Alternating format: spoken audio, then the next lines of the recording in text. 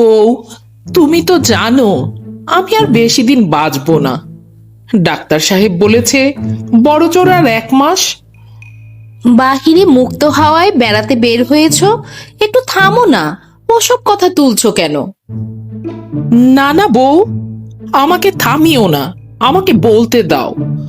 মৃত্যুর আগে আমারও তো কিছু শেষ ইচ্ছা থাকতে পারে, তাই না?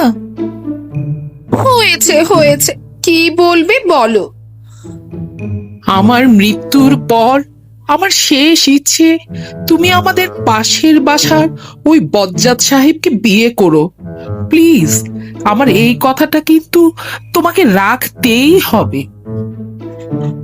কিন্তু বজ্জাত সাহেব তো তোমার সারা জীবনের শত্রু। কি পরিমাণ কষ্ট দিয়েছে তোমাকে, আর তুমি বলছো তাকেই কিনা আমি বিয়ে করব? কি করে সম্ভব? দেখো বউ, আমি বেঁচে থেকে ওই বজ্জাত সাহেবকে শায়েস্তা করতে পারলাম না।